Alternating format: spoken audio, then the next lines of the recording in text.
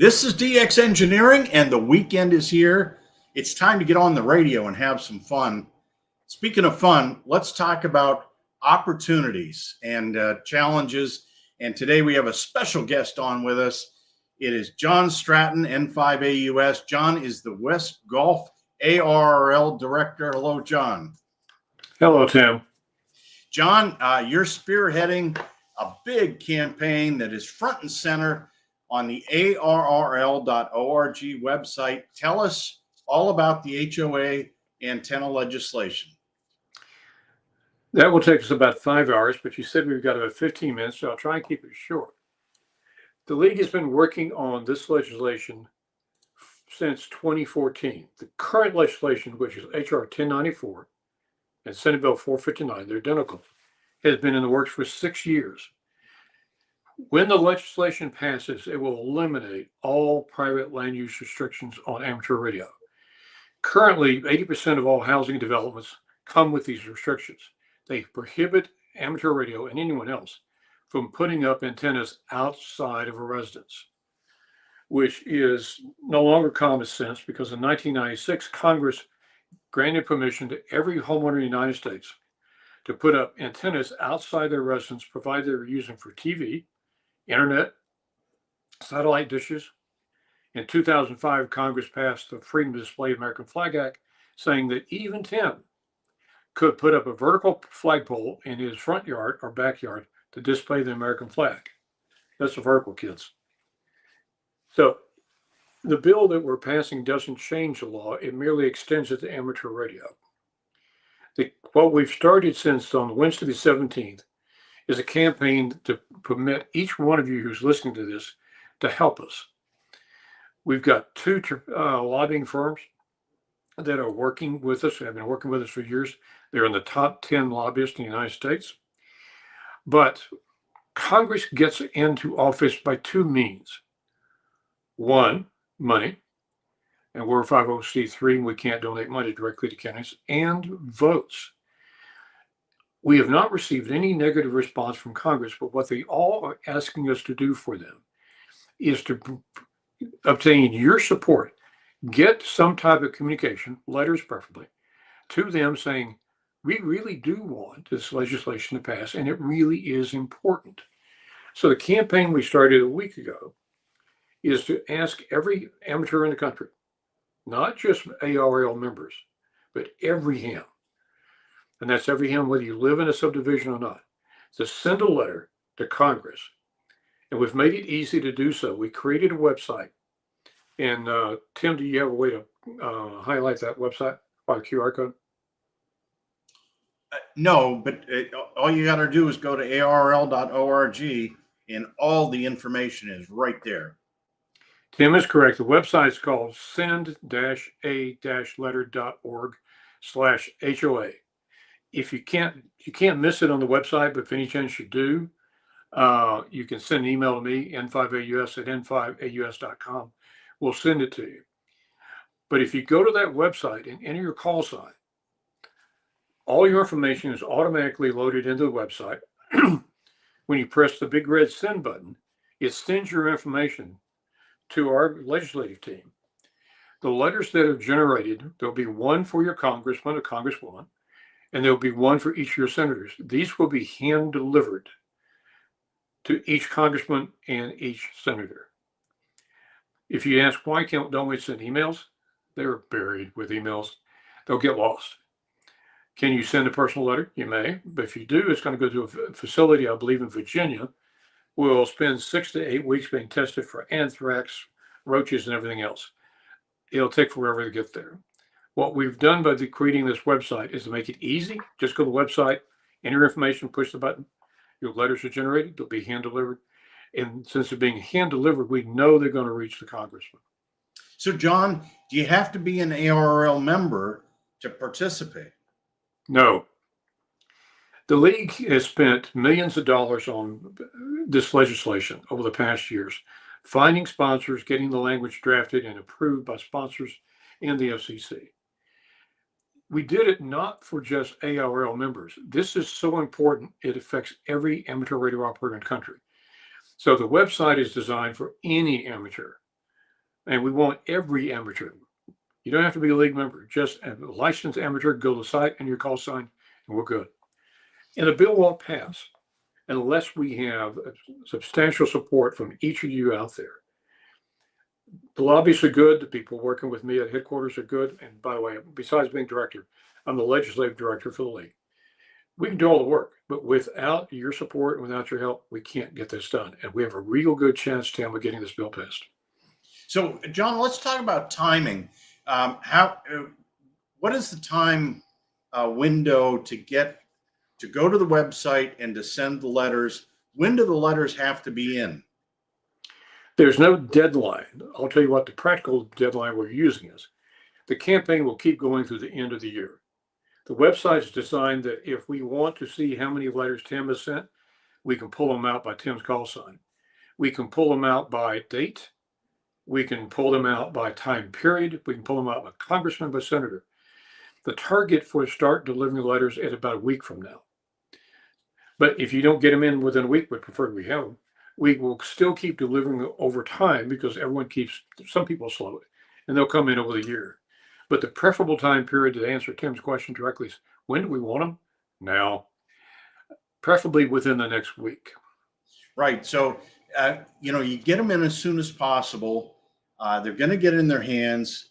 And then let's talk about when the bill will actually come up for discussion and a vote. That is subject to the chairman of the committees, is subject to what the lobbyists think is the best time to present it. What we're working on, and we'll be using these letters to do, is obtain sponsors on the key committees. The key committees in the House are the House Energy and Commerce Committee, and the equivalent committee in the Senate. The Senate committee is led by Senator Ted Cruz, and the House committee is led by Congressman Brett Guthrie. And both have expressed support for what we're doing. When it comes up depends upon when the chairman believes it is most prudent and timely to bring it up. So I can't give you a date. It probably will be toward the end of the year. Well, this is really a lot of work and a lot of momentum and a lot of money that's been spent on getting something that is truly a game changer, John. When you're in an HOA and you can't put up an amateur radio antenna outside. You can't. You'll hear some of the HOA say, "Oh, we love Tim, and we'll let Tim have an antenna." No, they can't. These restrictions prohibit their being amended except by a massive supermajority vote, which never occurs, and they have no interest in amending them anyway. If you go through history and if you send me a link, I'll send me an email. I'll send you a link to some of the bills. Every HOA use restriction that has prohibited normal homeowner behavior has been stricken by either a state or the federal government. One of the examples is 2005 when the Congress said you cannot prohibit a homeowner from displaying a flag. They've had to strike restrictions against solar panels, rainwater collection systems, efficient roofing systems, you name it. They've had to strike these down by law. So the only way we're going to achieve what we need is to get a law passed. And the FCC, Tim, has said, if Congress tells us to do it, we will do it. No, that is great news. And if you have a question for John, now's your opportunity to put that question in the chat room, because this is a big deal, a really big deal. And do you have some of the Congress people that are behind this, John, that you can let us know about? Yes, and the lead senators are Senator Roger Wicker of Mississippi and Senator Richard Blumenthal out of Connecticut. Senator Wicker and Blumenthal have been sponsoring a version of this legislation since 2014. They are absolutely behind us. On the House side, the sponsors are Congressman August Pfluger from Midland, Texas, and Congressman Joe Courtney from Connecticut. Congressman Courtney has been one of our sponsors along with Senator Wicker and Blumenthal since 2014. Congressman Pfluger has been the most recent sponsor. Bill Johnson helped Senator Wicker and Congressman Courtney and Senator Blumenthal introduced this in 2022. But he retired and he put Congressman Pfluger in charge. And Congressman Pfluger is very enthusiastic. If you want to know who the other sponsors are on the House side, you can go to congress.gov and type in HR 1094. It will give you a link to the bill, and it'll list out all the sponsors. I think we've got 18 on the House side right now. We're expecting some more to come in. No, I should explain. Let me interrupt for a second. People will ask, why do you think you can pass the bill? In 2014 and 2016, an earlier version of this bill was introduced in Congress. It passed the House twice on a voice vote with 200 plus sponsors. The only reason the bill didn't pass before is a senator killed it. In the Senate, a single senator can kill a bill. You can argue it's not reasonable, but that's Senate procedure. That senator is no longer there. We don't see that we have the opposition that we had when that senator was there. So we have done this twice before with 200 plus sponsors. We expect to be able to do that again.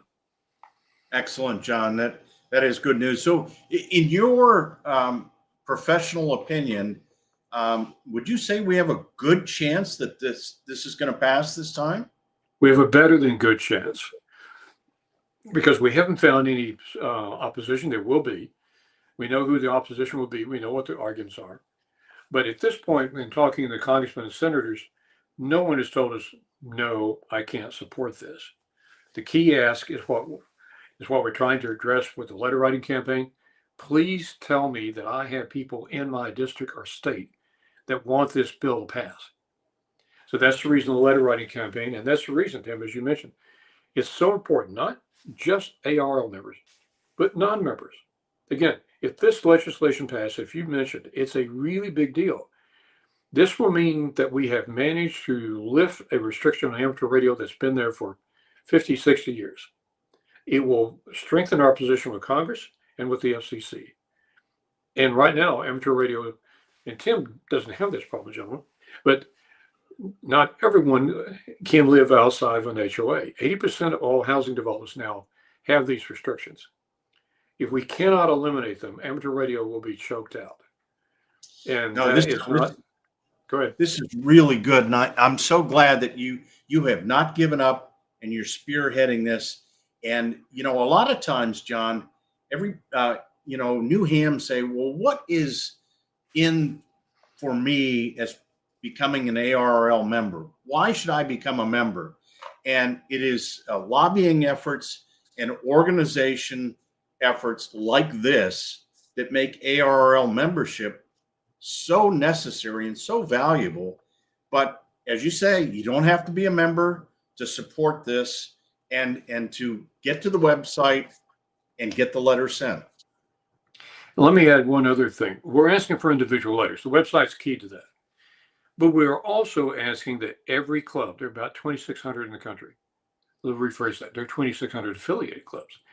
Right. We have sent out to the section managers and affiliated club coordinators. And if you haven't received this, if you're also a club, again, send me an email. I'll give you the link to the website, N5AUS at N5AUS.com.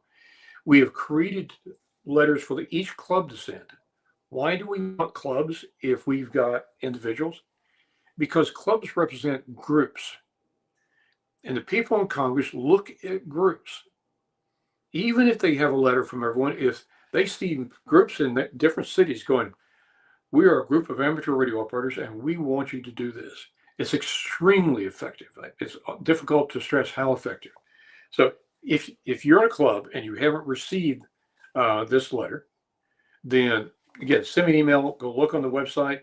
It's a little difficult to find, but we'll help you find it. It's important we get these club letters. They are as important as individual letters. Yes, and the clubs are the backbone of this hobby, whether the club's a virtual club on the internet or an in-person club or a hybrid that meets virtually and in person. John, thank you so much for coming on today. To get in touch with John, it's N5AUS at N5AUS.com.